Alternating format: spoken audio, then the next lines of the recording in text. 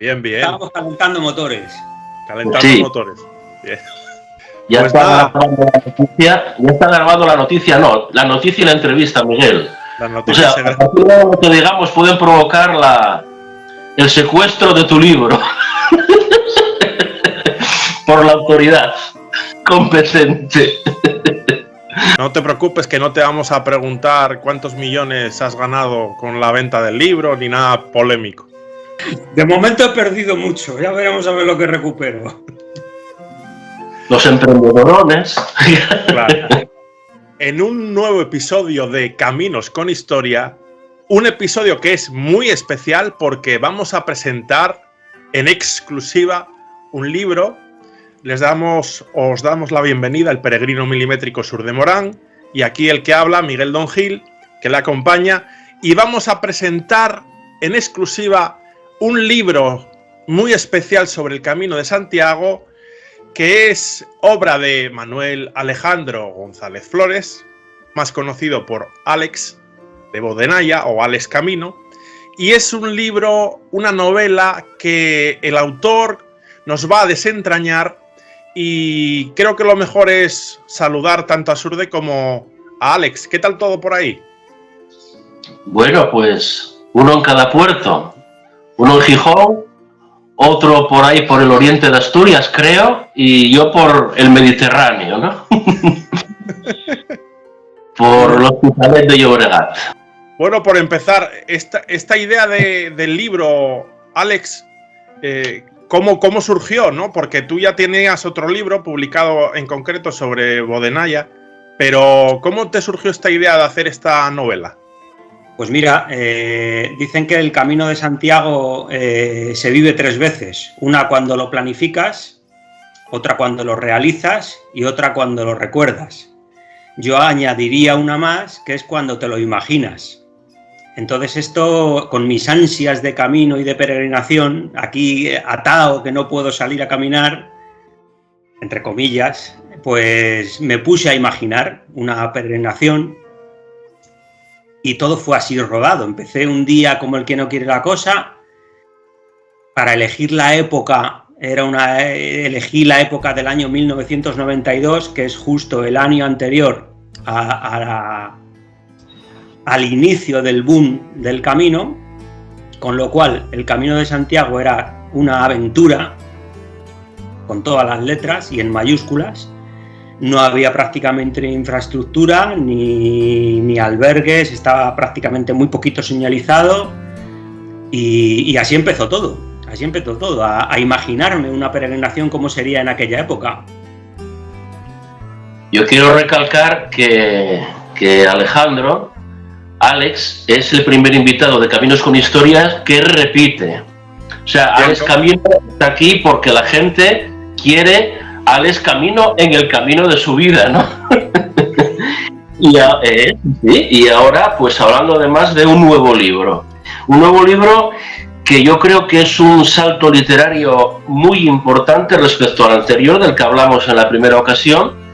El primero era Bodenaya, un sueño en el Camino de Santiago, en el que narra por escrito las anécdotas suyas principalmente, también de otros, pero suyas principalmente, que le tocó vivir durante los 5 años de hospitalero en Bodenaya, Salas, Camino Primitivo de Santiago, Asturias, y esto ya es una amplia novela con 2 protagonistas principales a lo largo del camino francés, como bien dice Alex, en un momento en que todavía no se había producido el boom del Jacobeo, 1993. Yo quiero resaltar en Alex cómo hizo para este salto literario de un libro muy entrañable de anécdotas, de curiosidades, a pasar a una novela muy elaborada con un argumento del que vamos a hablar y vamos a desarrollar. Parece como que fuiste a una clase de literatura, de oratoria, no sé qué decir. O es, como dice uno de tus prologuistas, el gran José de la Riera, o es fruto de tu faceta de confesor improvisado de tantos peregrinos que conocieron este y otros caminos de antes y de ahora. Bueno, puede ser. Lo de confesor está muy bien. Desde luego, por confesor tengo la cátedra ganada de tantos años en Bodenaya. Ha sido de tanto leer historia, libros de caminos del año 50, del año 60, en los años 70, 80. Ha sido así. Entonces, la imaginación me llevó al camino en aquella época. Y he querido reflejar en el libro muchos personajes históricos del Camino de Santiago, no solo de aquella época actual, aquella época y época medieval, digamos, y meterlos todos en esa peregrinación de maneras diferentes que se van metiendo. Y fue así un poco, fue así. El salto ha sido sin yo quererlo, el salto literario, ha sido improvisado. Todavía no contamos, creo que ni el título. Mira cómo nos empezamos por el final. Vicarie Pro. ¿Y eso qué es? Yo creo que ni siquiera la gente más metida en cosas del camino, salvo que les encante la faceta histórica, y aún así, pues igual no saben lo que significa Vicarie Pro. Vicarie Pro es el nombre que tiene la compostela que te dan en Santiago a una persona que realiza el camino en nombre de otra persona. Pues tú realizas el camino, llegas allí a la oficina del peregrino y dices, no, yo este camino lo quiero hacer en nombre de esta persona porque no ha podido venir por enfermedad o por lo que sea y quiero hacerlo en nombre de esta persona. Entonces te dan una compostela y con el nombre de esta persona y entre paréntesis Vicarie Pro. Pero Alex, tenemos que destacar que esto no es un truco para vagos, es decir, es por gente que esté fallecida o que esté enferma. No Exacto. Vale que lo hagas por el vecino o el amigo que no le apetece caminar. No, tiene que ser así, claro. Pues sí, pues la verdad que es muy evocador el título. Y a mí me gustó, yo no sé si por ser historiador o qué, pero hoy en día no se estila a poner títulos que sean en latín, vamos, es que nadie ni lo entiende, ¿no? Pero es evocador y bonito, yo te felicito por el título. Muchas gracias. Y bueno, quisiera hacerte el comentario de, ya que todo el mundo te conoce como Alex de Bodenaya o Alex, etcétera, ¿por qué no te lo pones ya como título, o sea, como nombre de autor, de artista, ¿no? Porque sí es cierto que uno lee Manuel Alejandro González Flores y bueno, yo lo primero que me llega a la mente es que eres familia de la faraona, de Lola Flores, porque los hijos de Lola Flores son González Flores, se lo dije yo el otro día a Surde, digo yo, mira, Eso es. Yo tengo una anécdota, cuando yo era taxista en Madrid, sí, llevé en el taxi a Lolita. ¿A tu hermana? Sí. Y fue cuando Rosario tuvo el primer hijo. La llevé a la clínica a ver a su sobrino o a su sobrina, no me acuerdo ahora mismo lo que era. Y bueno, pues como anécdota, es una anécdota curiosa encontrarte con alguien que se apellide como tú y más una persona como Lolita, ¿no? Yo siempre tengo muchísimo cariño a esa familia, quizá por eso, ¿no? Y cuando la dejé allí, iba a comentárselo, decir, oye, me ha apellido como tú y tal. Pero en ese momento la sonó el móvil. Yo no sé quién era, pero le puso de vuelta y media, y yo me callé, no le dije nada. Digo, no vaya a ser que ahora siga conmigo. Eso de los nombres, para que no se escape, lleva una anécdota reciente, porque cuando estaba Alex ya ultimando la novela, en un momento dado me cuenta por WhatsApp que la novela la van a prologar dos grandes autores, dos grandes personalidades, una José de la Riera, otro gran pionero que tuvimos aquí invitado y al que vamos a agarrar más de una vez seguramente, y otra que el otro prologuista iba a ser Almeida. Uh-huh. Y yo, claro, como Alex es de Madrid, pensaba que iba a ser el alcalde de Madrid uno de los prologuistas. Y no, es otro Almeida, que quiero que nos cuente quién es Alex, también que nos hable de José de la Riera y su vinculación con él y en concreto con este libro. Bueno, José Almeida es un peregrino y hospitalero referencia total y absoluta en los caminos de Santiago hoy en día, que yo os invito a que le hagáis una entrevista aquí porque es muy interesante y seguro que tiene muchísimas cosas que contar. Ahora él es el hospitalero del albergue de Tábara, en el Camino Sanabrés, y actualmente ese albergue pasó de estar prácticamente abandonado y cogerlo él y hacerlo la referencia total y absoluta yo diría que de la Vía de la Plata y del Camino Sanabrés, con permiso de Fuenterroble de Salvatierra. Es la referencia total y absoluta. Entonces, mi amistad con José Almeida viene de lejos, porque yo cuando compré la casa de Bodenaya, fue justo nada más comprarla, ¿no? La casa estaba inhabitable todavía. Entonces estaba yo un día con un amigo en una terraza en Salas, y había en la misma terraza había tres, lo que parecían ser 3 peregrinos tomando algo, esto ya por la noche. Y estaban hablando de que les tocaba dormir en el suelo, en el antiguo albergue de Salas, aquel que estaba en el calabozo, debajo del hogar del jubilado. Y entonces yo me acerqué y les dije, ¿qué? ¿Sois peregrinos y tal? Y dijo, sí, mira, yo he alquilado aquí una casa en Salas, yo les expliqué mi proyecto de Bodenaya. Entonces, mira, yo tengo 2 habitaciones libres, porque yo alquilé una casa de, yo no sé, de 3 o 4 habitaciones allí, estaba yo solo. Digo, si queréis, podéis ir a mi casa a dormir, no vais a dormir en el suelo, sin problema ninguno. Y me dijeron que no, que ellos eran peregrinos, aceptaban lo que les había tocado el camino, que era dormir en el suelo, y nada, que dormían en el suelo. Y así es como conocí a José Almeida. Luego José Almeida más adelante estuvo de hospitalero conmigo en Bodenaya. Y el hecho de que me hiciera el prólogo a mí me hacía mucha ilusión, porque bueno, yo le hice un prólogo a él de un libro suyo. Él ha escrito muchísimos libros y otros tantos que tienen camino. Entonces le dije que si me podía hacer el prólogo, pues que por mí encantado de la vida, fenomenal. ¿Y José de la Riera? José de la Riera, claro,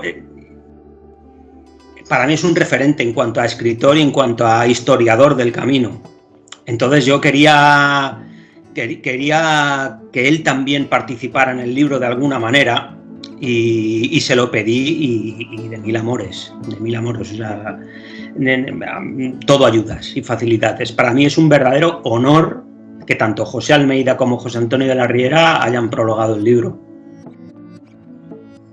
José de la Riera te califica de hospitalero, confesor, casamentero y escritor con todo merecimiento, y titula su dedicatoria a ti, su prólogo, a Aritz, y Almeida habla en su dedicatoria de la gran transformación. Eso ya para empezar, antes del libro propiamente, de la narración, vamos. Sí, bueno, la gran transformación exactamente es el título del prólogo de Almeida, es porque realmente el libro trata de una transformación de la vida del protagonista. Y lo de Aritz es la dedicatoria del libro, no es el título del prólogo de José Antonio de la Riera. Aritz es mi hijo. Cuéntanos un poco tú, sin hacer spoiler, de qué va la novela. Luego ya te preguntamos sobre los protagonistas, sobre la novela o sobre cosas que tienen que ver con el camino. Vale, la novela va de un chico que tiene una serie de problemas en su ciudad, en este caso en Madrid, y decide huir y escapar sin conocer absolutamente nada, ni del camino ni de nada. El azar le lleva a Pamplona como para intentar buscarse la vida por allí. Entonces conoce a otra persona, que es el otro protagonista, que le invita a hacer el camino con él, porque como va también con la mochila, y pues dice, oye, ¿tú eres peregrino también?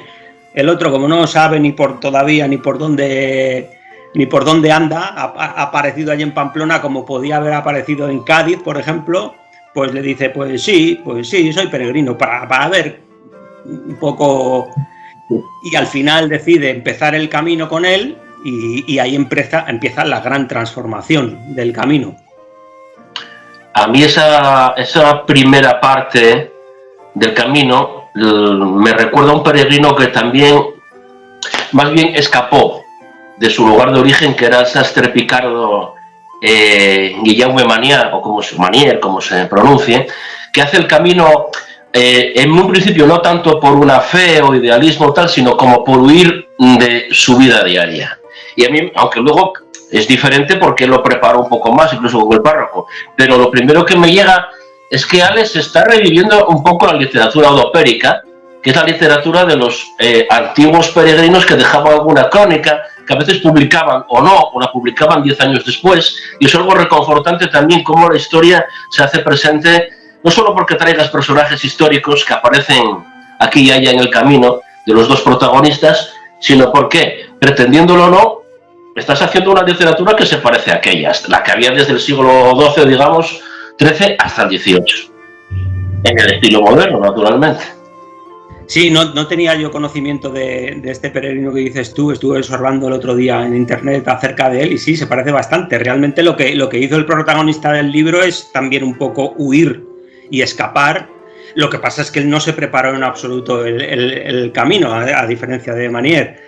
Él apareció, aterrizó en el camino de pura y mera casualidad. De hecho, a los 2 días o 3 estuvo a punto de abandonar. De hecho, abandonó y luego tuvo que retomarlo otra vez. Pero sí, es un poco una huida hacia adelante de su vida, es decir, cierro todo, desaparezco del mapa y de mi familia y de mis amigos y de todo y a buscarme la vida. Y aterrizó en el camino por una serie de casualidades. Sin ese enfoque tan drástico, pero me recuerda un poco porque en nuestra primera conversación, a tu primer viaje, tú en tu primer camino ibas un poco ibas sin mucha preparación. Me acuerdo que nos lo contaste, que ya para el segundo te preparaste mejor. Luego cuando decides de dejar Madrid y irte para dedicarte al camino, también es una huida, no una huida dramática, pero es un paso de página, ¿no? Entonces hay ciertos paralelismos con el libro. Sí, el protagonista tiene cierto paralelismo conmigo y con gente que he conocido yo en el camino. Es como una mezcla, digamos, un Frankenstein de personalidades, entre ellas la mía. Haces muy bien al principio que dejas muy claro que hoy en día el Camino de Santiago es un camino de masas, que tiene muy poco que ver con aquel camino de los protagonistas. Es una llamada a la nostalgia, es una crítica, es todo lo que es. ¿Cómo lo ve el autor? Porque luego los que lo lean, pues a lo mejor sacan otra percepción. Vale, el libro es todo lo que has dicho. Primero es una crítica al camino, a lo que se ha convertido el camino en la actualidad. Es una llamada a la nostalgia, porque yo no conocí el camino en aquella época, ya me hubiera gustado. Yo lo conocí en el año 99 y ya me tocaba dormir en el suelo en Galicia, en todos los albergues, porque estaba abarrotado. Ya me hubiera gustado hacerlo en el año 92 o incluso antes. Y también es un poco una esperanza en cuanto a que muchos de los personajes que salen en el libro, personajes históricos del camino, todavía a día de hoy están en el camino, ¿vale? Entonces, vivir una aventura como la que vivieron Daniel y Alberto, que son los protagonistas del libro, todavía es posible hoy en día, aunque parezca mentira. Lo que pasa es que hay tanta gente, hay tantos caminos, hay tanto ruido, tanto ruido mediático del camino que es muy difícil poder verlos, ¿no? A esos personajes. Es un poco eso, es nostalgia de otros tiempos que para mí realmente fueron mejores y es una crítica al camino actualmente. Porque los dos protagonistas, Daniel y Alberto, efectivamente, que se unen por una serie de circunstancias que hasta el apoteósico final no aparece la gran razón de todo ello, es que están durmiendo por el suelo, y además a veces prefieren dormir por el suelo que a lo mejor andar gastando demasiado dinero, siempre en sitios así un poco apartados para no llamar la atención. La gran preocupación es el café de la mañana. La gran preocupación diaria es llegar al café de la mañana, el comer lo que se pueda. Dormir en un garaje es tremendamente bueno. Albergues apenas había, el de Roncesvalles, al que el protagonista Daniel llega de casualidad, de la mano de su compañero también de casualidad, y luego el resto del tiempo es una improvisación. Lo resuelve recibir bien casi siempre, porque como es algo tan raro ver peregrinos, tienen todavía un halo de romanticismo. Pero la verdad que es un camino que hoy en día puede sonar a chino, el que no haya conocido aquello. Si yo lo conocí en el 93 y ya casi no tanto, pasa que venía de rutas similares aquí y allá, que sí lo tenían. Tú cuentas a alguien que haya empezado el camino en el 2000, en el 2010, en el 2005. Parece que eso sea mentira, ¿no? Cuéntanos un poco esas vivencias de los protagonistas, ese hilo, esa forma de caminar que hoy en día es difícil de encontrar. El Camino de Santiago, dicho por José de la Riera, es la mayor aventura, o era la mayor aventura del siglo XX. Para que eso sea así, la aventura tiene que ser absolutamente improvisada, tiene que ser búsqueda metro a metro, para bien o para mal, de lo que te dé el camino. En aquella época no había albergues, prácticamente no había, 2, 3 en todo el camino, 4 como mucho. Señalizado estaba pues de aquella manera, entonces tienes que ir improvisando día a día. No sabes dónde vas a dormir, no sabes con quién te vas a encontrar, no sabes si te va a llegar el dinero, si no, si vas a poder comer, si te vas a poder tomar ese café con leche tan ansiado por la mañana. Es todo aventura, es una improvisación, es maravilloso, es épico. Eso hoy en día es absolutamente imposible. Es como dices tú, ahora mismo un peregrino que haga eso, le toman por un vagabundo. Este es un vagabundo, no es peregrino, es un vagabundo. ¿Sabes? Cuando es todo lo contrario, ¿me entiendes? Pero mira, es curioso, y yo hago esta reflexión, todavía la propaganda para que se haga el camino de la actualidad vive de los valores históricos del camino.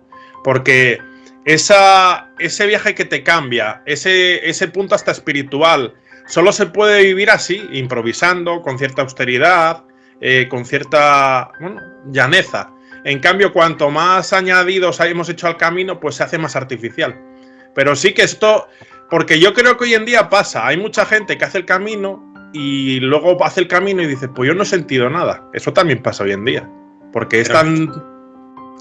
Porque ya llevan el camino hecho desde su casa, ¿sabes? Claro. Saben en qué albergue van a parar, el hospitalero de ese albergue lo que les va a poner de cena, que no le digas a este hospitalero no sé qué es del Real Madrid, no le hables del Barcelona, por ejemplo, no le digas esto, a mí no me gustan las lentejas, no me puedes hacer otra cosa, y entonces no dan ni la más mínima oportunidad al camino para que te pueda un poquito cambiar la vida. No, ya van con ello desde casa, ya todo programado al milímetro, sin contar ya que te lleven la mochila o que eso ya aparte.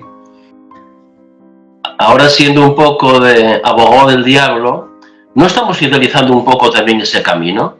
¿No las pasábamos canutas muchas veces, no sabiendo dónde comer, o aunque tuvieses dinero, que no había sitios donde comer, que ya llevabas 3 noches durmiendo a raso, que se te habían metido chinches por el cuerpo, y que a veces decías, hombre, podía haber algún albergue más, podía haber algún hostal, podía haber algún bar más, ahora ya la repanocha, pero a lo mejor no estamos siendo demasiado nostálgicos, idealizando incluso? Yo creo que no, yo creo que ese camino es maravilloso, yo creo que el recuerdo maravilloso que tienes de ese plato de huevos fritos con patatas que no te lo esperabas y que de pronto lo tienes ahí en la mesa, es mucho mejor que saber ya, es que voy a ir a ese albergue porque hay al lado un restaurante que me van a poner un cachopo. Y luego dices, ¡ay, qué cachopo más bueno! Pero ya el cachopo ya te lo habías comido desde casa, ¿me entiendes? Sin embargo, el plato de huevos fritos no te lo esperabas. Sí, mejor que una mariscada porque es inesperado, como encontrar una fuente donde no la esperabas. Eso es. Hay un dicho inglés que dice, no pain, no glory. Hay que sufrir. Y yo me acuerdo una frase de yo cuando hice el camino en 2003 desde Somport, empecé con varios amigos y una de esas amigas se llamaba Lourdes y me contaba Lourdes que cuando llegó a casa, o antes, le llamó a su madre y le dijo a la madre, ¿qué tal el camino, Lourdes? Y le dijo, mamá, fatal, nos ha llovido, tengo ampollas, barro, suciedad, no hemos dormido, el año que viene vuelvo. Yo el primer año pues me pasó algo así, diciendo, bueno, ya hice el camino, el primitivo, bueno, pues una cosa más y listo. Y ya volví para casa y era como como una droga, no podía parar de pensar en eso, aunque luego tardé años en volver a hacerlo entero, pero sí volví haciendo tramos, investigando de historia, de patrimonio, y la segunda vez, el 99, lo hice por segunda vez, el primitivo, luego fue haciendo otros, luego ya casi continuamente. Y cuando llegué a Monte do Gozo, aquello ya estaba masificado, el camino ya había cambiado, sobre todo en los últimos tramos. Y llegué a Monte do Gozo y llegué a decir, ¡ja! Aquí ya no me ven más. Sé de lo que hablas. Yo cuando estaba en el taxi, yo te puedo garantizar que yo echaba de menos hasta las ampollas, ¿eh? Pero verídico, o sea, es que lo echaba, las necesitaba. Decía, es que necesito caminar para tener ampollas. Sí, el placer de curarlas y cómo se quita ese dolor y quitarte de los pensamientos del día a día cotidianos, eso que luego aparecen otras preocupaciones, pero son diferentes, son como más básicas, ¿no? Más de supervivencia, tampoco sin estar en el Himalaya, ¿no? Sino que sabes que, bueno, vas a salir de cualquier paso, tarde o temprano. En el camino se está muy bien, y se está muy bien sufriendo también. Si te llueve, si hay barro, si no hay albergues, si un día no te puedes tomar ese café con leche, eso también está maravilloso. Un amigo decía, yo del camino me gustan hasta los polígonos industriales. Todo. Sí, tiene su historia también, o lo que había antes que ellos, efectivamente. Bienvenidos a la sección Memorias de un sadomasoquista. Vamos a titular esto. Sí. Bueno, el que no lo ha vivido seguramente no sepa lo que es, pero yo les animo a la gente a que no les lleve la mochila a correos o la empresa tal y que vayan con su mochila y sufran un poquito, que no pasa absolutamente nada. Incluso si te pierdes tampoco pasa nada. Yo he encontrado en el camino siempre sitios maravillosos, siempre que me he perdido. Siempre. Cierto.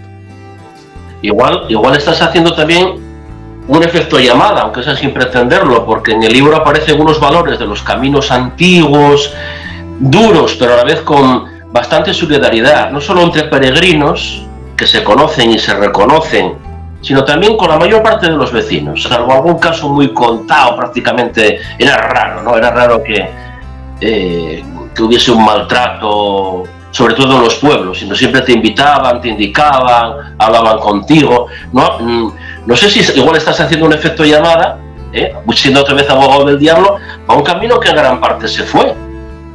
Sí, claro, pero también es un poco normal, entiéndeme, porque no es lo mismo que te pasen por la puerta de casa 100 peregrinos al año, o 200 o 500, a que te pasen 50.000.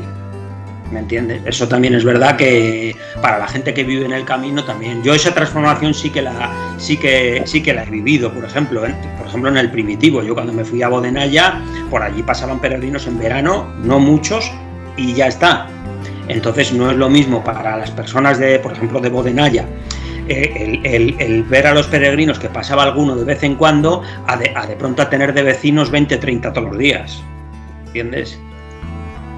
Mira, nos comentaba, hablo de memoria, pero creo que no me confundo, Antón Pombo, cuando lo entrevistamos, que yo le pregunté algo así, ante esta saturación del camino, que cómo podía ser el futuro, moriría de agotamiento, moriría de éxito, le decía yo.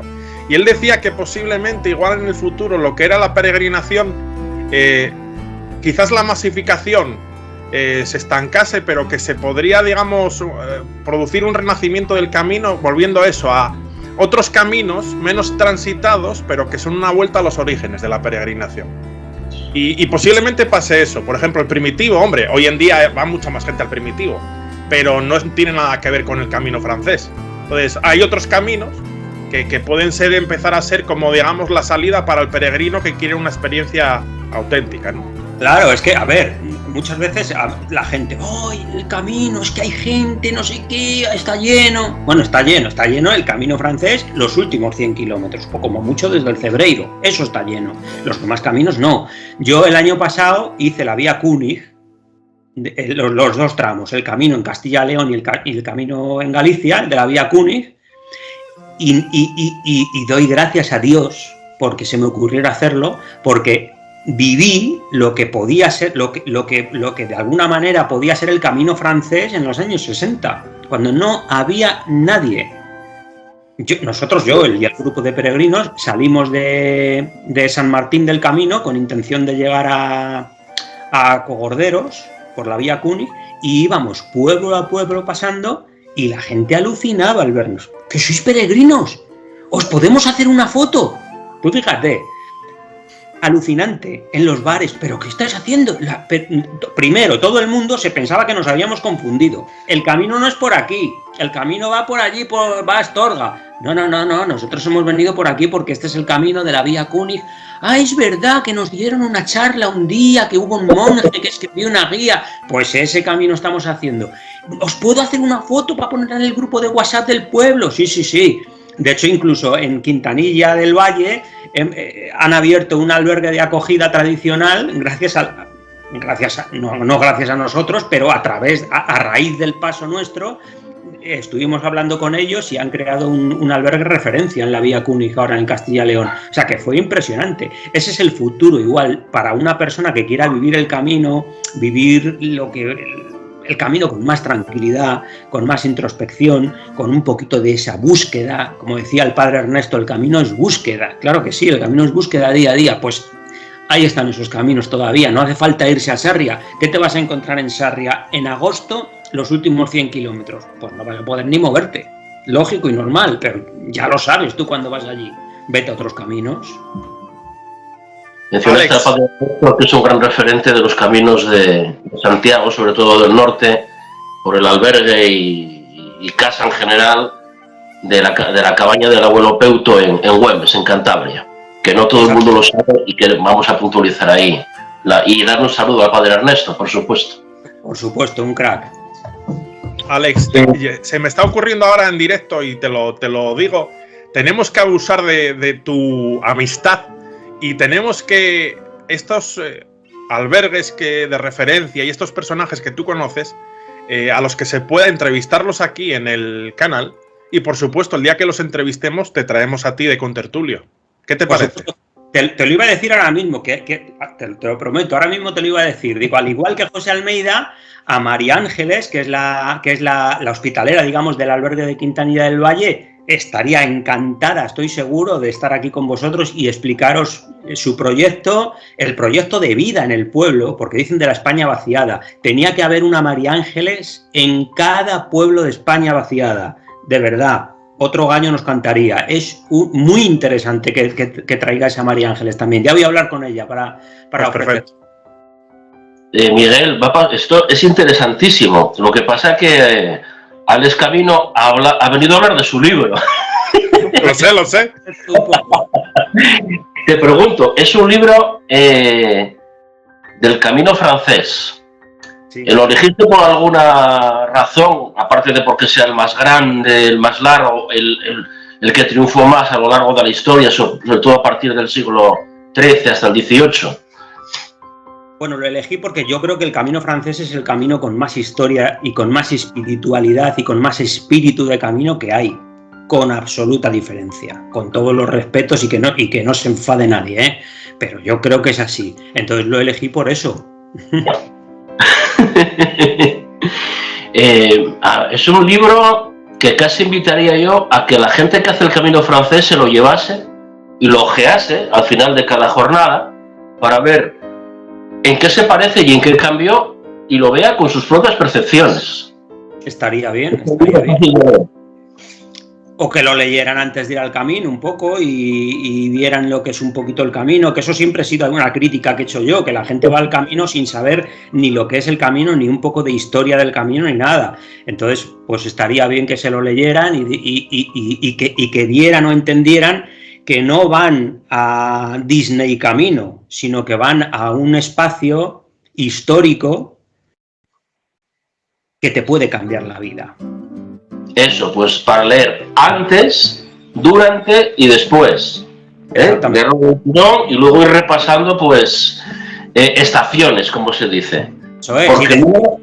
Claro, y así pueden ver, pues mira, en aquella fuente donde se lavaron los pies los peregrinos que llevaban 3 días sin ducharse, pues fíjate, pasé por allí y hice lo mismo, por ejemplo. Porque el libro además es más que en etapas al uso, son como estaciones, no estaciones de ferrocarril, sino estaciones de estar. Bueno, hay 2 de ferrocarril al principio, Madrid y Pamplona. Y luego ya son parando aquí y allá, cuéntanos un poco cómo eligen los protagonistas sin hacer spoiler, cómo se alejan de ciertos sitios, quieren ir a otros, duermen donde pueden, cómo los eligen. Hay uno que quiere ir como más allá, otro se quiere quedar más acá, uno y lo otro. Surge el amor, surge, no entre ellos necesariamente, pero aparecen por ahí personajes tanto de la historia como del presente. Las etapas yo creo que las eligen un poco buscando sitios tranquilos donde estar, donde como no hay albergues y ya toman conciencia de que van a tener que dormir al raso la mayoría de los días, pues eligen sitios poco transitados, huyen de los grandes pueblos o de las grandes ciudades y así los van eligiendo poco a poco los caminos. Surgen, claro, cosas, como dices tú, en el camino te enamoras, en el camino pasan muchísimas cosas, discutes, no estás de acuerdo con una decisión de tu compañero. Lo que pasa es que el protagonista Daniel enseguida se da cuenta que el otro protagonista, Alberto, conoce un poquito más del camino, porque él no conoce absolutamente nada, y digamos que un poco se deja llevar por ese conocimiento que tiene Alberto, que parece que lleva un libro antiguo del camino y que va leyendo y que según él ha leído mucho del camino, preparándose un poco esa peregrinación. Además, yo creo que sabes casar muy bien lo que es el relato del camino físico, la ampolla que surge, el café necesario por la mañana, comerse unas galletas, llevar algo o que se les olvidó algo en la mochila y no tienen que comer o no aparece donde beber o se pierden, lo conjugas con pinceladas de historia. Sin ser eruditas, pero que no hacen falta, que ya lo dices ahí todo.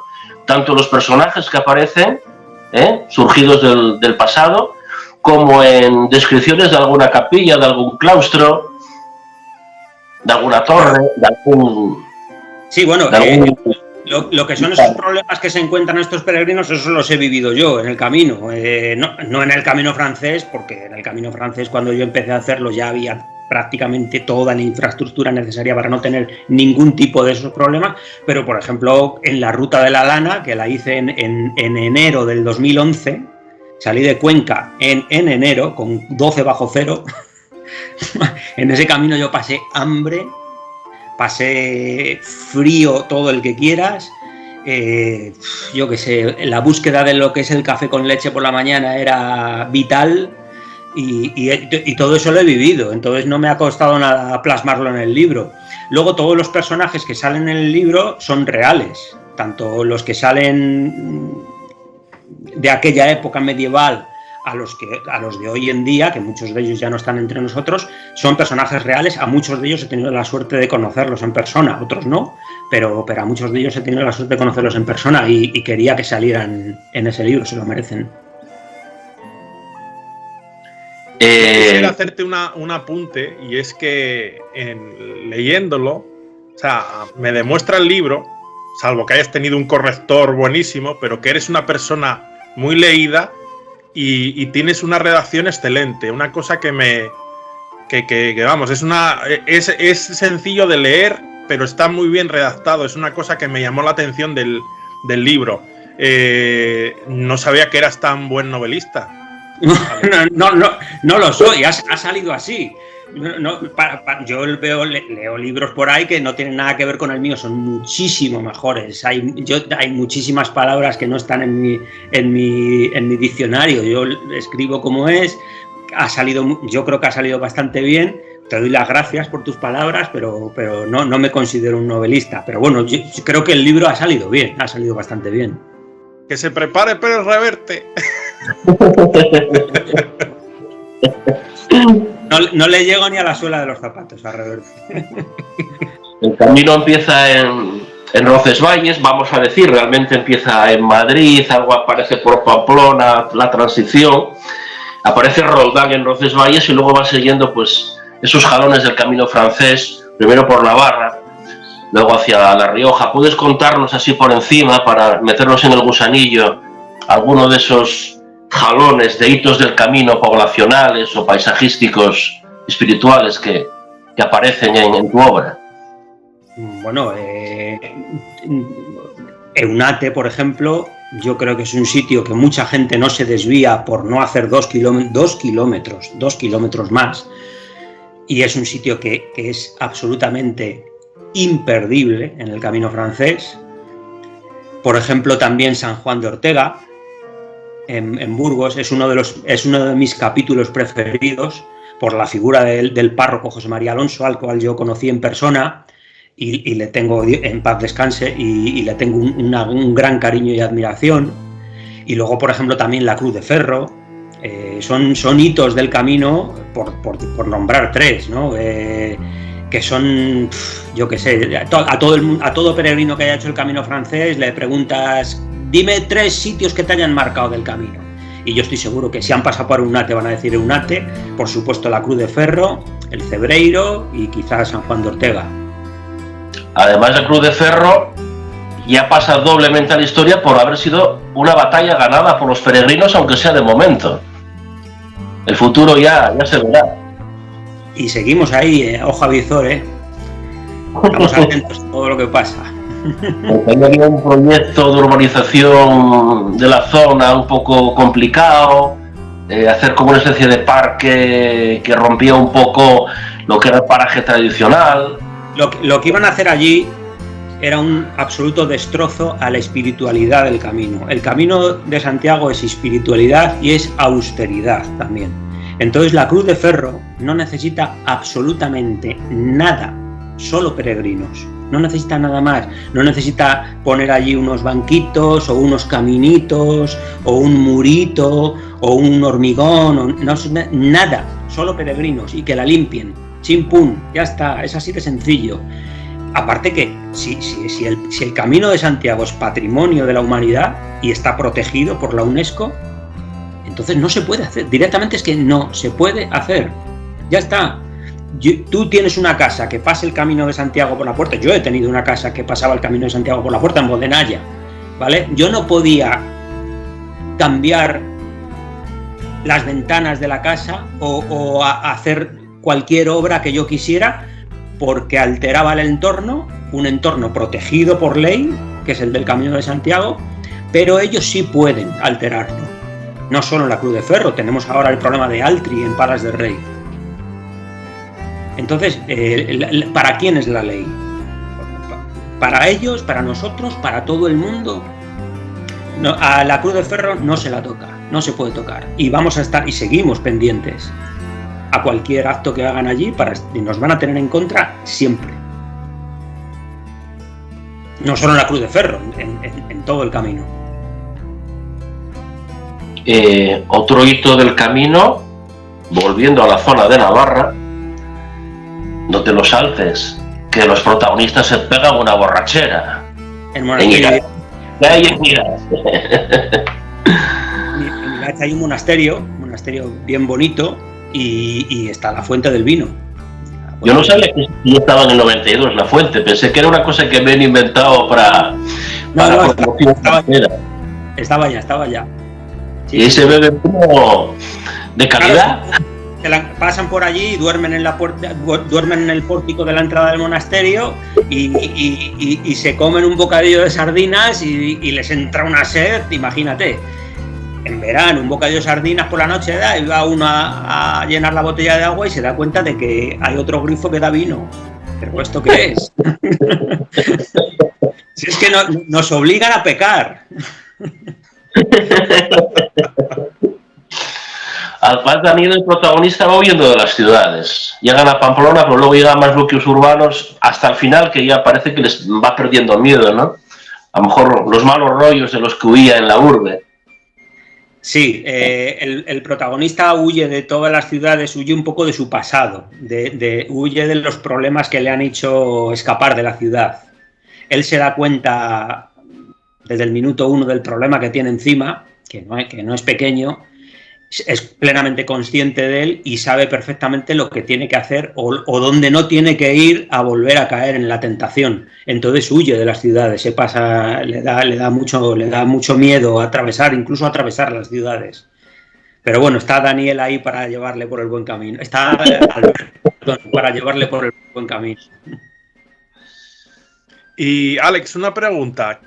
¿Cuánto tiempo?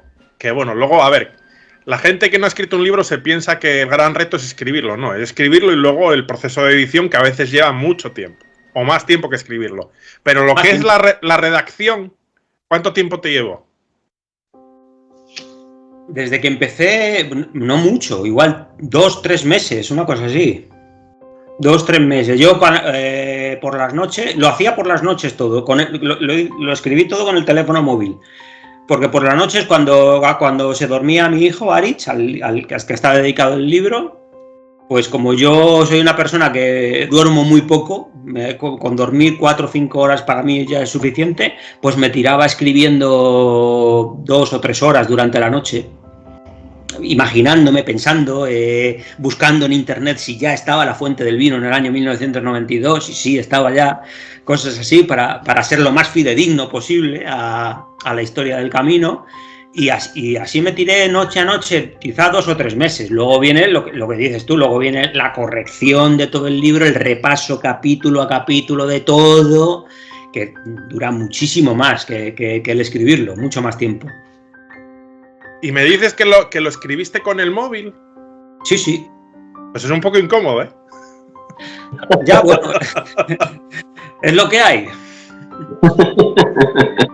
Oye, incluyes canciones y romancero un poco también, ¿eh? ¿De dónde sacaste ese folclore caminero? Pues mira, canciones, hay una muy típica que la cantan todos los franceses, la canción de Benasset, que es la canción de Ultreya, Ultreya, que la cantan todos los franceses, la cantan, yo creo que es historia del camino y está plasmada en el libro. Luego también está una que me tocó a mí vivir esa anécdota en Fromista. De hecho, hace poco estuve hablando por el Facebook con el intérprete de la canción, que se llama José Ignacio Hernández Toquero. También os invito a que le busquéis y a que le entrevistéis, porque también seguro que tiene muchísimas cosas que decir. Entonces vamos al contexto. Yo con mi mono de camino, cuando era taxista, yo cuando juntaba 3 días libres, cogía mi coche, 3 días libres seguidos, digamos. Yo cogía mi coche una mañana, me presentaba en Burgos, aparcaba el coche en la estación de ferrocarril de Burgos y hacía Burgos, ¿cómo era? Hacía Burgos, Castrojeriz, Fromista, Carrión. Y en Carrión ya sabía yo de un autobús que me devolvía a Burgos por la tarde-noche, entonces cogía mi coche y me iba para Madrid. Y eso lo hice 5 o 6 veces. Entonces me conocí. En Castrojeriz siempre paraba en el albergue de Resti, que sale en el libro también, es uno de los personajes que se encuentran estos peregrinos. Y luego en Fromista paraba en el albergue municipal, que yo creo que en aquella época era el único que había. Y un día, pues había una fiesta. Y había un grupo tocando música. Eran tres músicos y una chica cantando. Y aquello fue espectacular. Y incluso la hospitalera nos dio permiso para quedarnos más tiempo escuchando las canciones de esta gente y tal. Yo les compré un CD muy bonito del Camino de Santiago, un homenaje que tenían ellos al camino, y una de las canciones era Romero Solo, que era una interpretación que hicieron ellos del poema de León Felipe, de Ser en la vida, Romero. Pues, y esa canción sale en el libro también. Y un poco de romancero gitano, incluso, ya como Federico García Lorca. Sí, también porque otro personaje a los protagonistas. Qué guapo. Es un personaje real. Ese personaje está en la puerta. Sí. Ese personaje está a la entrada, muchas veces está a la entrada. Yo he estado hablando con él, le conozco personalmente, un día que estuve hablando con él. Y este hombre está a la entrada de Castillo de los Polvazares con la guitarra tocando y les toca una canción a los protagonistas también. Sí, ya te digo, todos los personajes que se encuentran a lo largo del camino, prácticamente todos son personajes reales que existen o han existido. Los protagonistas se pierden por lo menos un par de veces. Una en concreto ya casi llegando ya en Galicia, ¿no? Pero bueno, salen airosamente. Hoy en día a lo mejor la gente se desespera más, riñe, no todo el mundo tiene el mismo efecto jovial en el camino, se enfada. Claro. Pero bueno, volvemos a lo mismo de antes, perderse es maravilloso, no hay ningún problema con perderse. Yo me acuerdo, por ejemplo, haciendo el camino de invierno, en el Alto del Faro había una niebla terrible, iba yo con un grupo de amigos haciendo el camino en el año 2010 y nos perdimos, aparecimos allí en una carretera, no sabíamos dónde, paramos un coche que nos explicara, ¿pero dónde vais? ¿A Rodeiro? No, pues seguid toda esta carretera todo recto y llegáis. Pues ya está.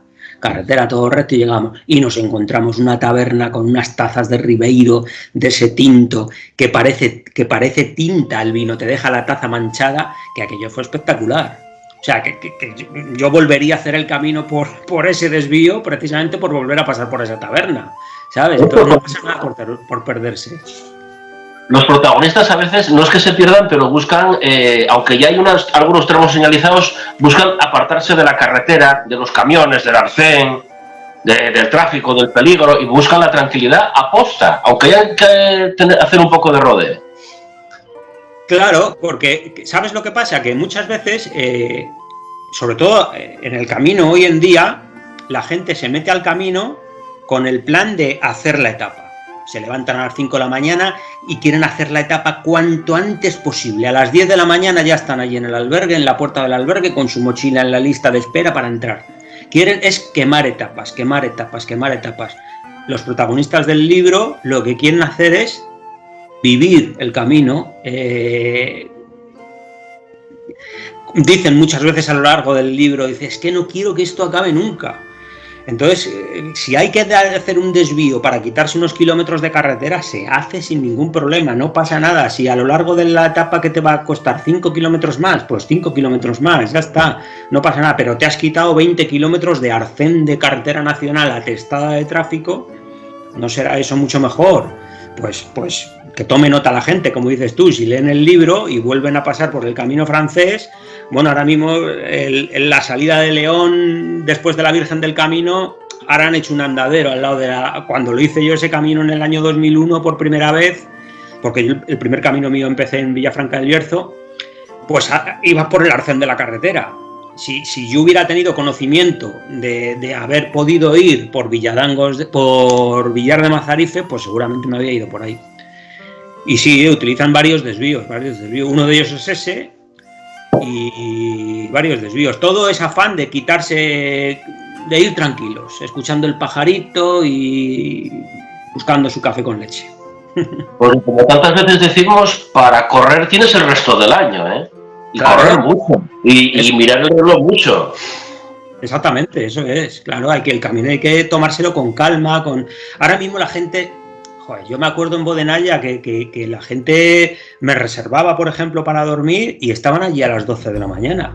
Y yo muchas veces se lo decía a la gente, joder, a ti la cama no te la quitan, Seguro. Seguro, vamos, has reservado y estás aquí a las 12, que no hay nadie todavía.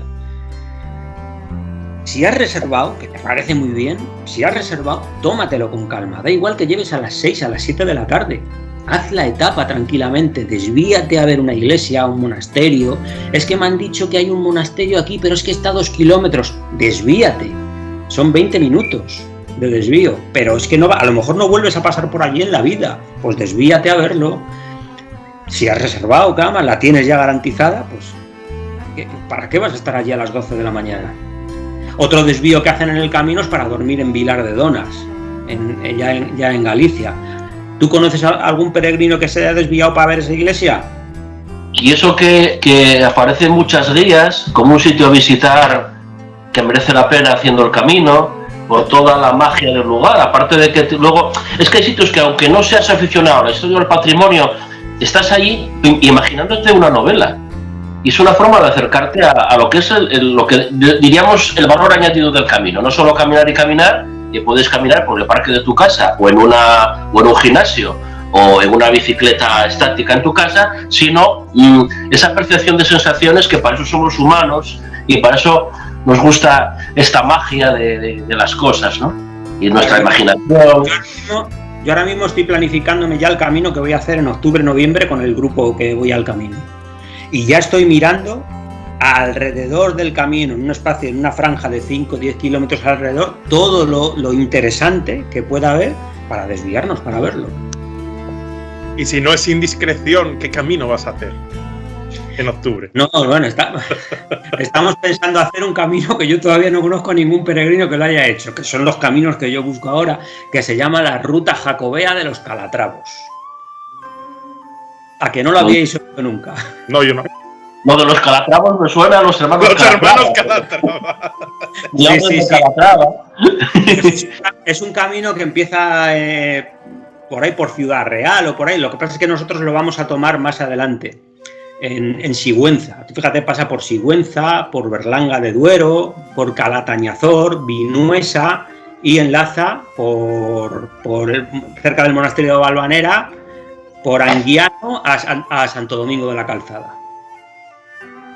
O sea, bueno, mira, Santo Domingo de la Calzada, que cantó la gallina después de asada, es uno de los hitos fundamentales que pones en la novela, ¿no? Hablamos ahora unas pinceladas de Navarra, vamos a pasar a La Rioja y a estos sitios, tanto en el camino como en su inmediatez, que viven los protagonistas. Sí, en Santo Domingo de la Calzada es un lugar muy importante, sobre todo para Daniel, para el protagonista, porque ahí conoce a la persona con la que se enamora. Él. Que además esta persona aparece cada poco. No había móviles, había otras formas de llamar. Claro, y era una odisea. Que esas las hemos vivido nosotros, en la cabina telefónica, marcando, sonándote el tono para meter otra monedita, marcando el prefijo, ahora mismo ya va todo.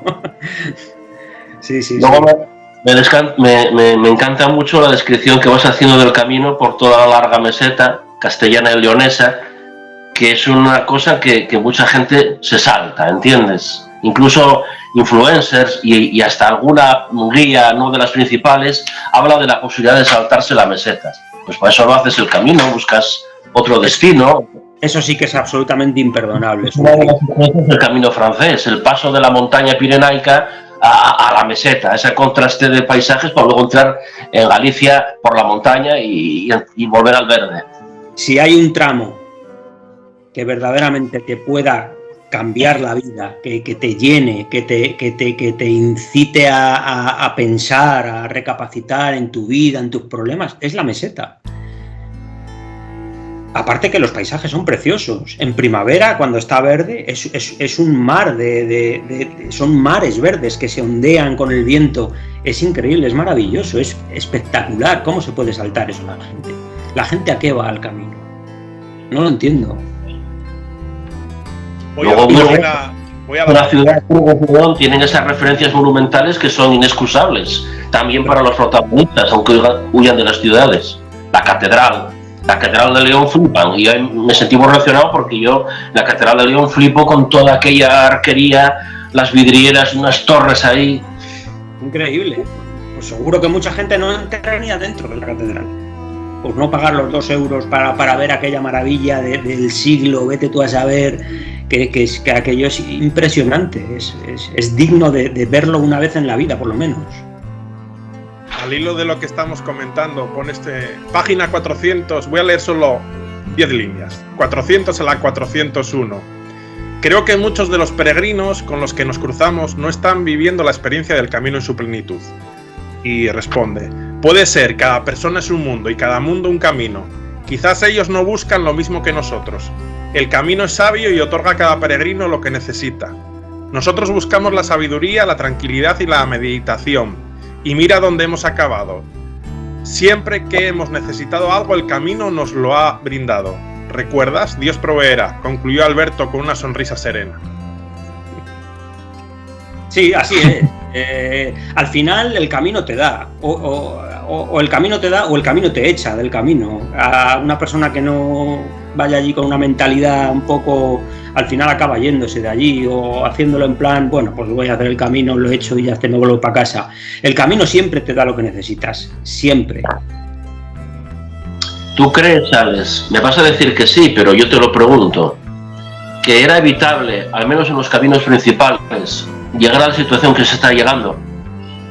Era evitable llegar a Santiago también con esa saturación, o por constante humana, por evolución de algo que triunfa, se tiende a una masificación inevitable? No lo sé si hubiera sido evitable o no. Lo que sí sé es que no se ha hecho nada para evitarlo. Todo lo contrario. Se ha incitado cada vez más a un mayor número de peregrinos. O sea, se ha incitado a la cantidad, no a la calidad. Daba igual que tú vayas con qué intenciones al camino, ni que no sepas absolutamente nada de historia del camino ni a dónde vas. Lo que cuenta es que vayas. Es lo mismo, como si vas con el patinete eléctrico, en helicóptero, con un kayak, que todo esto pasa, ¿eh? No... Sí, y el diploma al peregrino 100.000, peregrino 1.000.000, peregrino 5 millones, cuanto más, mejor. Este año hemos batido el récord 7 días antes que el año pasado, eso es lo que cuenta. Entonces, no sé si era evitable o no, pero no se ha hecho absolutamente nada para evitarlo. Me gusta esa respuesta, la voy a apuntar para cuando toque algún debate. ¿Viste? Hay que preguntar de todo. Claro. Ya nos dices que es posible hacer el camino hoy como los protagonistas, pero hay que buscar otros caminos, ¿no? Hoy sería imposible, y menos en verano, incluso en el primitivo, por ejemplo, por decir algo que conocemos. Yo voy a ser optimista y creo que incluso en el camino francés, si tú vas, sobre todo depende de la mentalidad a la que tú vayas al camino, ¿vale?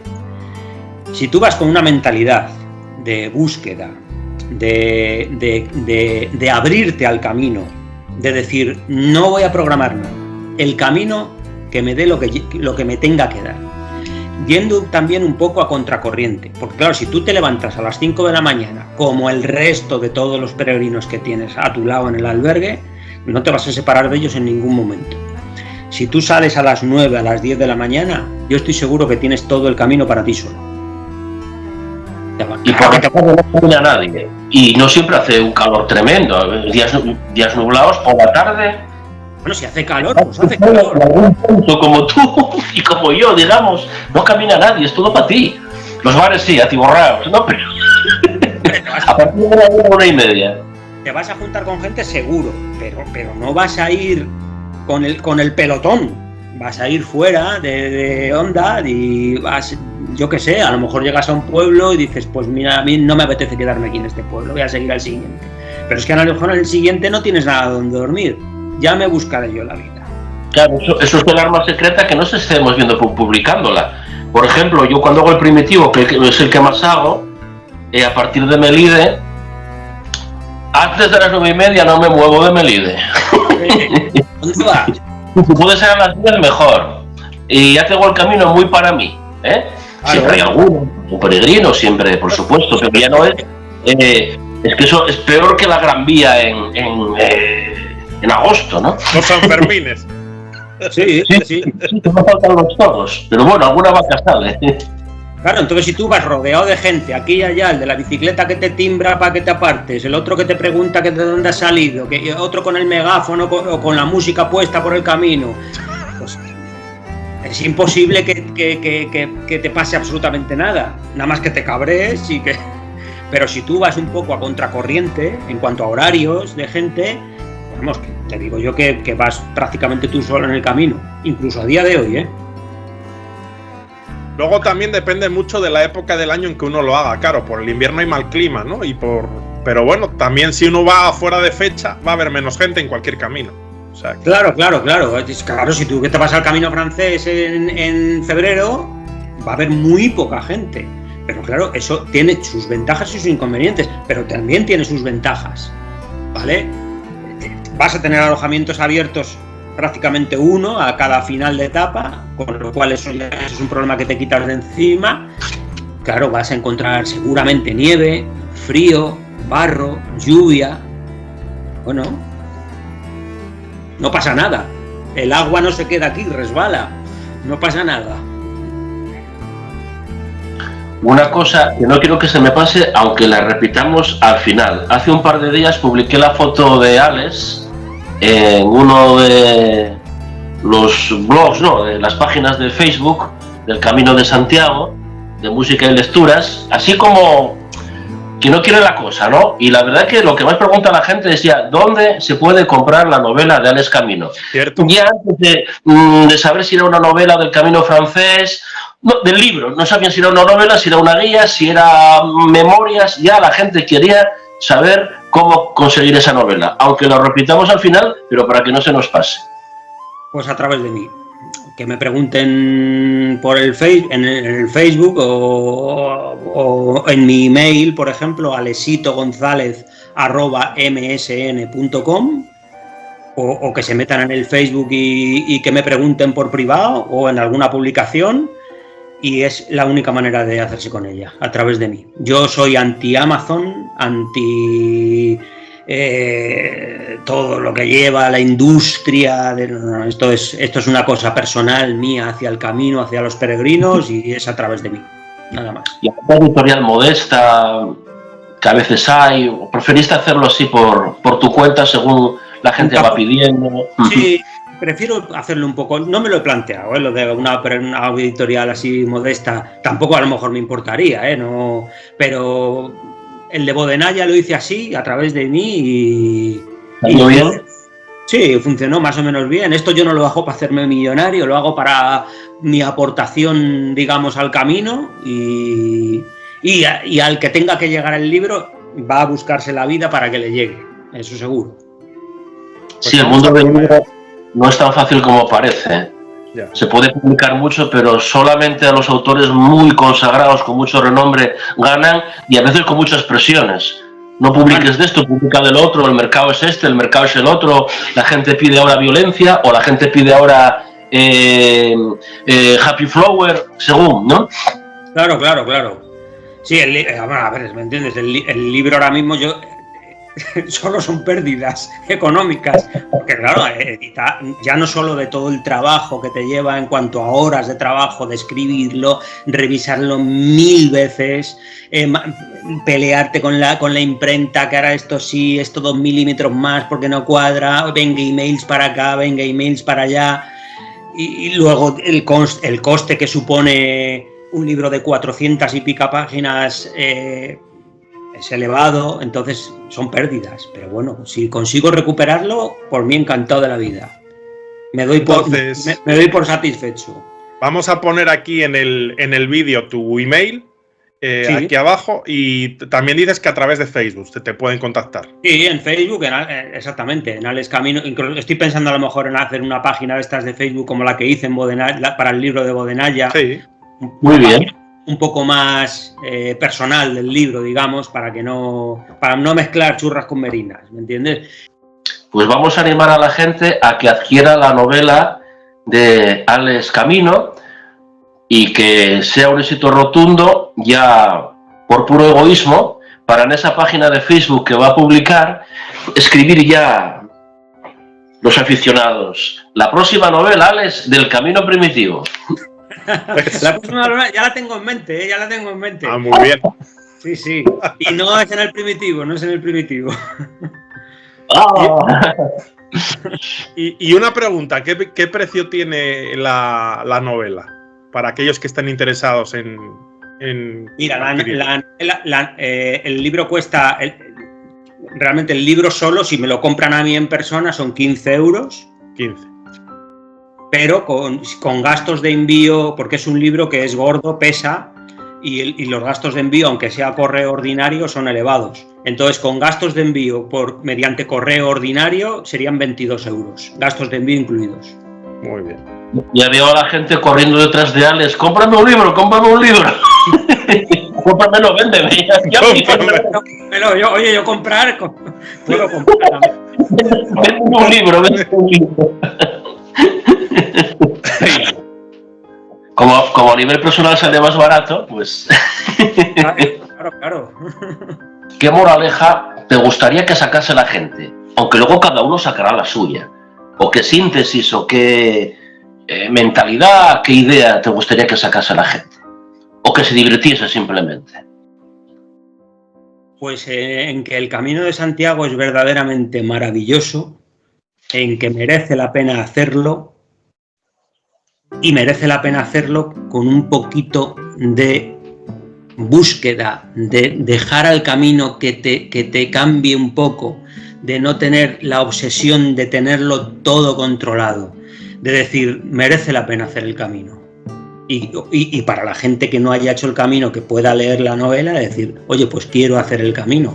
Porque fíjate lo que hay, ya te digo, en el camino, todo lo que hay en la novela existe a día de hoy en el camino. Lo que pasa es que hay tanta gente que está como escondido en un reducto que solo si vas con una determinada mentalidad puedes encontrarlo.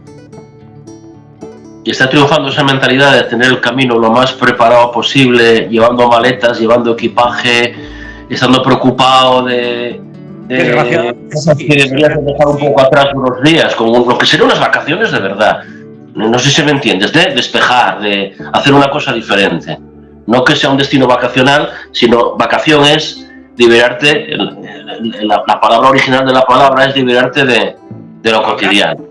Habrá gente que sí, que lo ve así, pero yo creo que son las pocas. Si tú te metes en Google, esto yo creo que lo dije en el capítulo del libro de Bodenaya, pero es que es verdad.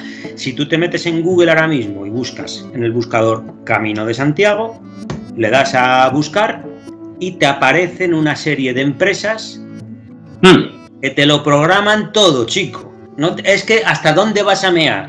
Entonces, ¿cómo quieres que te cambie el camino a algo? ¿Cómo quieres que el camino, disfrutar del camino? ¿Cómo? Es que no, es que te lo dan todo hecho, todo mascado. Vas a dormir aquí donde ellos digan. Vas a dormir, vas a parar la etapa donde ellos digan.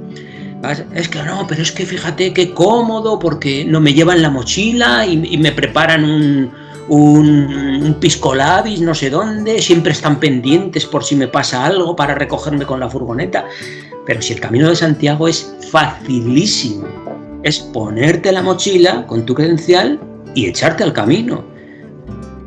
Es que no necesitas nada más, ni que nadie te programe absolutamente nada. Es facilísimo. A lo mejor los de las empresas van a decir, este hombre, no sé qué, que le compre la novela a su... Me da igual, pero es que es lo que pienso, es así. El Camino de Santiago es facilísimo y la gente se empeña cada vez más en complicarse la vida. Incluso los protagonistas, y eso que es el año 92, los últimos días ya encuentran algo de eso. Hace ya 30 y pico de años. Sí, claro que sí. Encuentran a un autobús descargando allí peregrinos con las vieiras, con sus mochilitas en Sarria. Bueno, lo que pasa es que en aquella época, claro, ten en cuenta que estos peregrinos, da la coincidencia, sin ello buscarlo, que van a desembocar en Santiago el día de Santiago, ¿vale? Del año 92. Entonces, claro, hay mucha gente que quiere llegar ese día a Santiago, entonces justo ellos, los últimos días, sobre todo ya en Galicia, ya se empiezan a encontrar con más peregrinos de los que vienen encontrándose a lo largo del camino, que son prácticamente nadie. Un francés que se encuentran de vuelta por el Canal de Castilla y un gallofo que estafa a un hospitalero por ahí por La Rioja, que luego se lo vuelven a encontrar más adelante, y poco más. Entonces, a medida que se van acercando a Santiago, pues ya van encontrando más gente. Y claro, los últimos 100 kilómetros, aunque sean en el año 92, había gente. Tú miras las estadísticas oficiales de la Iglesia del año 92 y en el año 92 llegaron, no sé, creo recordar, porque lo busqué, 25.000 personas o 60 o algo así, creo que eran 25.000. Son muchas personas, 25.000. Claro, la mayoría de ellas son en esa semana de la llegada, porque era en aquella época la publicidad que podía haber del camino era el día de Santiago. Entonces, claro, ellos atraviesan toda esa oleada de gente. Al final, ya antes de entrar en Santiago, en el Monte do Gozo, yo casi llegué a pensar que si uno de los protagonistas sería una especie de reencarnación del famoso San Marcos, ¿no? Que hay una capilla ahí que sabes que era la de un santo que no llegó a Santiago porque le engañó supuestamente un peregrino que nos dicen que era el diablo. Queda mucho. Y estaba nada más pasar la colina. Pero San Marcos se lo creyó y se quedó allí y ahí se hizo la capilla. Y estaba Santiago, va menos protagonistas entre la niebla, pues allí mismo, ¿no? Las torres de la catedral. Sí, ahí es donde Ahí es donde empieza el verdadero desenlace de la novela, ahí viendo la catedral a lo lejos desde el Monte del Gozo. No voy a hacer un spoiler, ya la gente si quiere saber más del desenlace, pues ya sabe lo que tiene que hacer. Lo que sí aparece es esa nostalgia de cuando te vas acercando a Santiago, ya cuando entran en Galicia, de esa alegría de que es el final del camino, pero es el final de la experiencia. Luego te consuelas pensando, bueno, Santiago empieza otra vez el camino de la vida, tal y cual. Sí, mira, yo cuando hice la primera vez el camino desde Roncesvalles, que fue en el año 2001, poco a poco hicimos un grupito de gente. Yo en la estación de autobuses de Pamplona conocí a un chaval de Mallorca, a Tony. En Roncesvalles una chica de Guipúzcoa. Luego un hombre de Palencia, de venta de baños. Otro de Bilbao. Una chica estadounidense. Entonces hicimos un grupito y fuimos prácticamente juntos, una brasileña, 2 argentinas, y fuimos prácticamente todos hasta Santiago, ¿vale? Mira, yo no he llorado más en mi vida, porque de aquella era la primera vez que yo ya había hecho 2 veces el camino desde Villafranca del Bierzo y la segunda vez dije, esta experiencia la tengo que vivir yo solo desde Roncesvalles, porque las 2 veces anteriores lo hice desde Villafranca con un amigo. A la tercera dije, esto lo tengo que vivir yo solo desde Roncesvalles, yo tengo que vivir esta experiencia. Vale, ese camino para mí fue el camino por excelencia. O sea, si tengo que elegir un camino de todos los que he hecho, por supuesto ha sido ese. Fueron mis padres a Santiago con su coche a buscarme.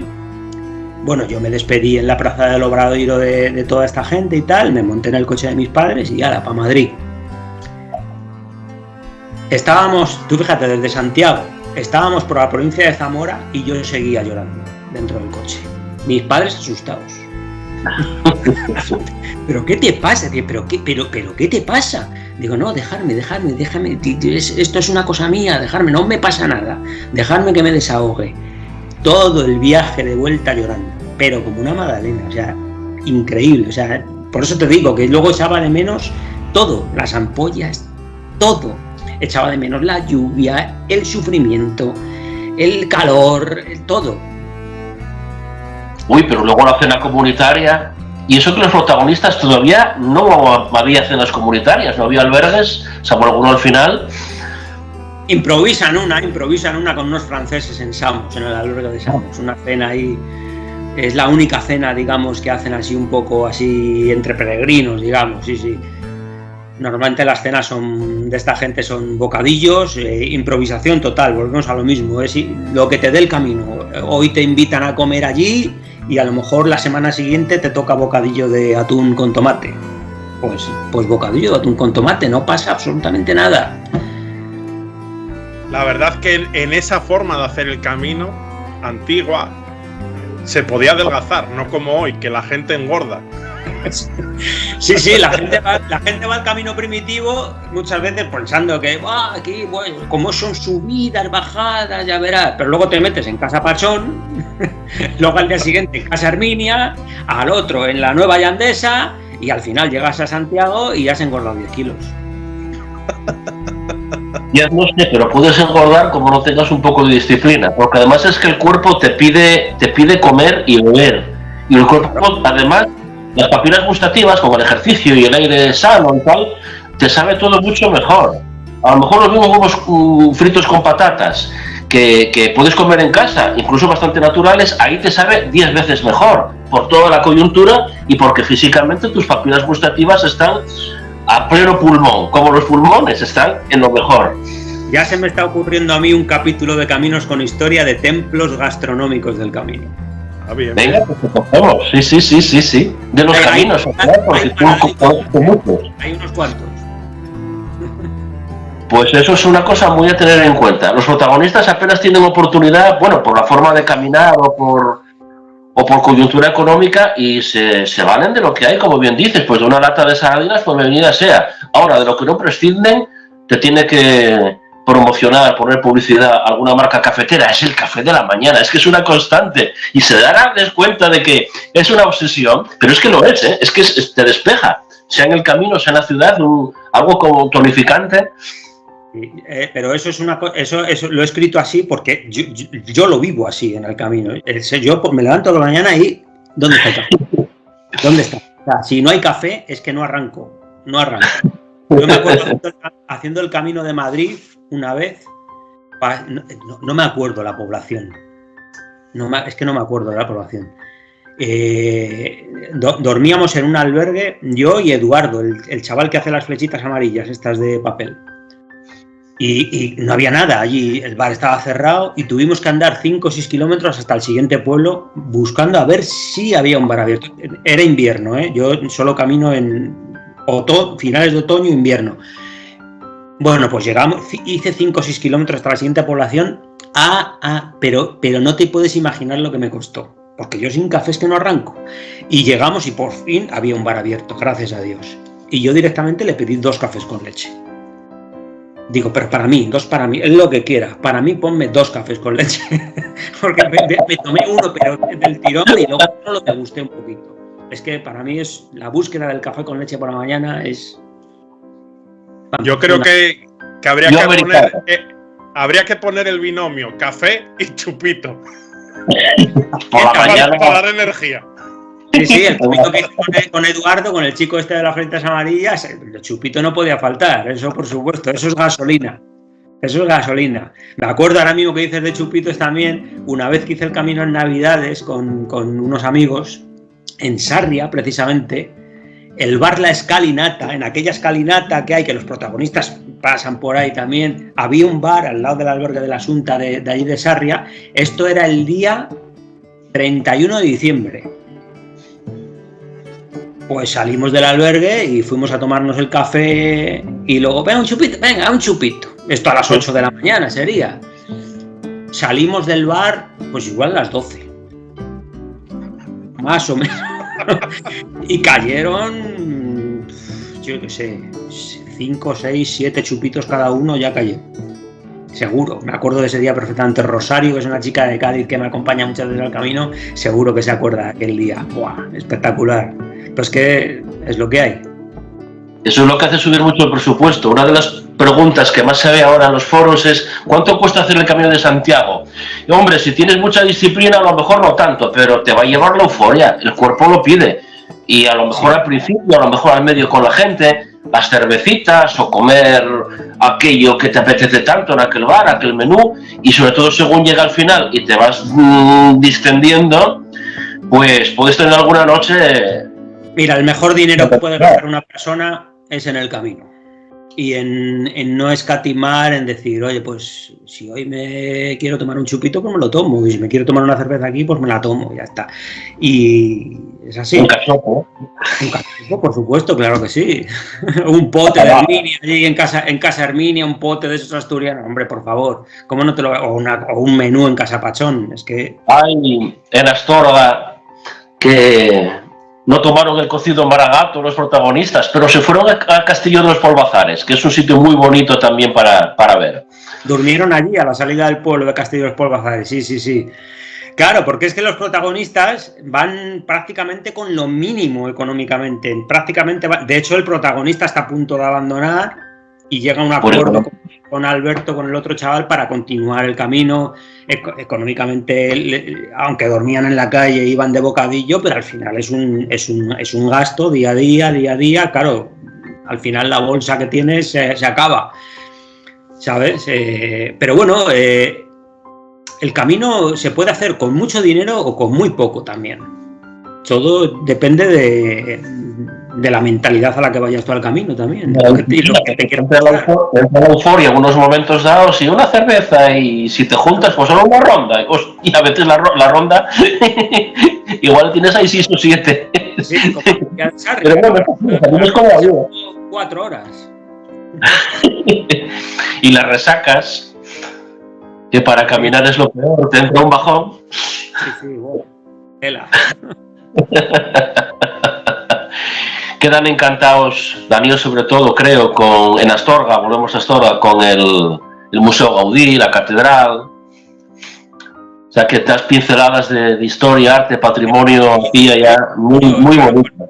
Claro, por eso te digo, de todo lo que se habla en el libro está ahí en el camino a día de hoy, todo el patrimonio está ahí pendiente. Lo que pasa es que mucha gente a lo mejor pasa por Astorga, pasa de largo, porque a lo mejor va a dormir a no sé qué pueblo y quiere llegar cuanto antes y para lo justo para tomarse un café o una cerveza y arranca allí disparado como si le fueran a quitar la cama, y es un crimen, hay que parar, hablar con los paisanos de los pueblos, parar, ver el patrimonio, ver lo verdaderamente impresionante que es el Camino francés, que es impresionante todo lo que hay allí.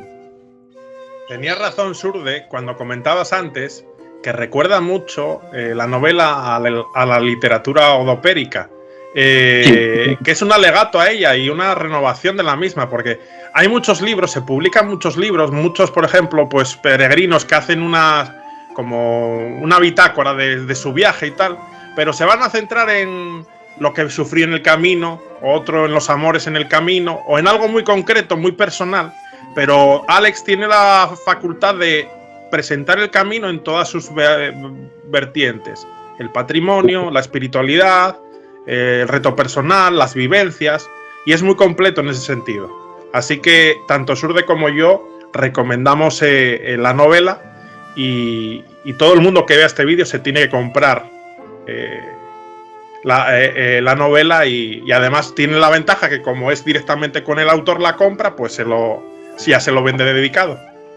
Eso es, claro que sí. La dedicatoria va incluida en el precio. Sí, aparte del patrimonio de todo el camino, en la novela yo quiero puntualizar y sobre todo los personajes con los que se encuentran los peregrinos a lo largo del camino. Es lo que ha hecho que el Camino de Santiago sea diferente a cualquier otra ruta mundial, de todo el mundo, de todo el planeta Tierra. Lo que la diferencia es el trato, la hospitalidad, todos esos personajes a los que se van encontrando, tanto de cualquier forma, tanto en persona como en sueños o como en... Todo eso es un homenaje a todos ellos. No están todos los que deberían estar en el libro, pero no pueden. Todos sería imposible. Entre sus personajes tienes un recuerdo, un homenaje precioso a Elías Baliña, que el protagonista Daniel llega en uno de sus sueños a verse como Elías Baliña lo casa con su amor en el camino. Eso es, Elías Baliña no podía faltar en la novela. O sea, posiblemente de todos los personajes con los que se encuentra, al que más se le debe de estar agradecido de todos ellos es a él. Entonces no podía faltar. Es un homenaje también, no solo a todos ellos, a él en especial. Y entre los que te faltó, ¿recuerdas alguno por falta de espacio o porque te olvidaste? Uy, tendría que haber metido a este en tal sitio.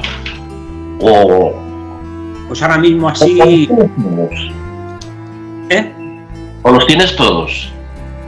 Me refiero que si tienes algún personaje que se te haya ido porque no te entraba, no te encajaba, o porque te hubieses olvidado de él, si tienes algún personaje que dices, tengo que incluirlo para otra vez. Al peregrino milimétrico. No, a ver, seguro que hay, si me pongo a pensar, seguro que hay alguno que digo yo, ¡ay, mira, tenía que haberlo metido! Es lo mismo. No, como la frase, no están todos los que son, pero son todos los que están, ¿no? Entonces sí los tienes dentro de tu bagaje, los tienes prácticamente todos, porque no quisiste dejar ninguno atrás. Quedarán, es ley de vida, pero tienes a la gente que tú querías que estuviese, de ahora y del pasado, de la historia y la leyenda, hasta la Santa Compañía, vamos, un camino completo. Si no te aparece la Santa Compañía o algo parecido, es que no hiciste el Camino de Santiago, hay que volver.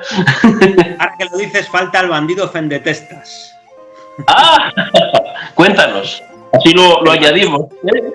Lo añadimos, no, eso es un personaje de la película del Bosque Animado.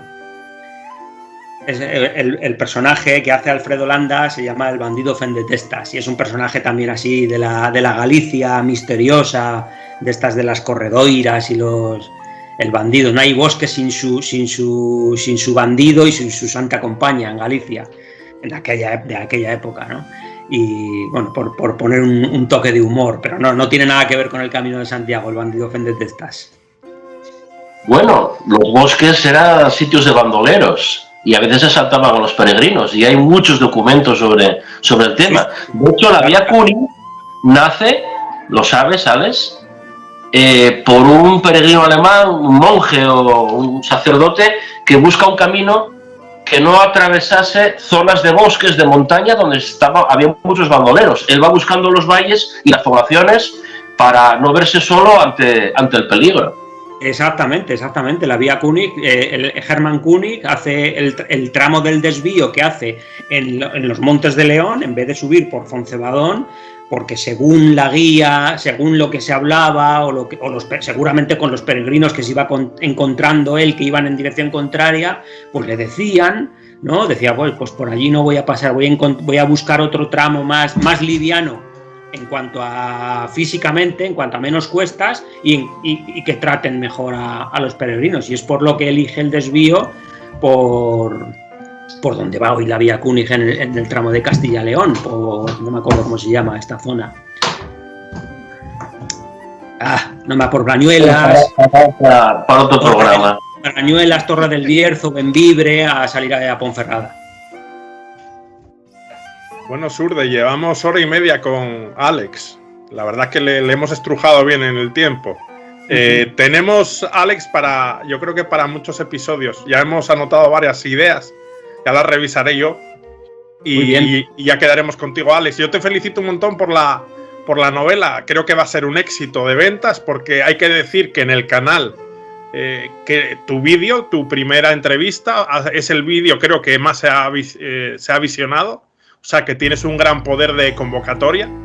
Entonces yo creo que la gente te va a leer tu libro y nosotros les invitamos a que lo hagan. Pondremos por aquí el correo electrónico. Muy bien. Y ahí podremos adquirir tu libro personalmente. Exactamente. Bueno, Surde, ¿alguna cosa, idea, comentario que quisieras hacer, resumen del libro o lo que se te ocurra? Yo creo que está todo dicho. Que la gente lo disfrute, el que lo adquiera y que si lo adquiere gente que no haya hecho el camino, pues que sepan que el Camino de Santiago es un sitio maravilloso, que te puede cambiar la vida de a una y que vayan con otra mentalidad un poquito más positiva al camino de búsqueda, en plan de búsqueda, espiritualidad, que le ayude a la gente a lo mejor a que el Camino de Santiago le sea más provechoso. Y como decía José de la Riera, una de las pocas oportunidades de aventura mínima que tenemos actualmente en el mundo occidental. Totalmente de acuerdo. Bueno, yo creo que mejor final que este no lo hay. Estamos aquí entre amigos y creo que vamos a tener muchas más intervenciones con Alex, siempre que él nos aguante y nos soporte. Por mí, un placer. Y yo creo que aquí nos podemos despedir. Como siempre, invitaros a vernos en nuevos episodios. Como veis, la literatura, las novelas también son parte muy importante del Camino de Santiago. Ha sido un placer para nosotros tener aquí a Alex Camino. Y nos despedimos hasta otro episodio. Pero antes de despedirnos, tenemos por ahí a un joven. Está Aritz, a quien está dedicado el libro, anda por aquí corroteando, por aquí atrás. Bueno, se fue, no quiere salir en pantalla. ¿Quiere salir o no? No, que no quiere. Bueno, para la próxima. Pues yo creo que nos podemos despedir y nada, pues invitar a todos nuestros seguidores a que nos esperen en un nuevo episodio. En otro lugar, en otro camino, no sabemos dónde, pero siempre en Caminos con Historia. Nos despedimos. Un abrazo, chicos. Un abrazo, gracias por todo.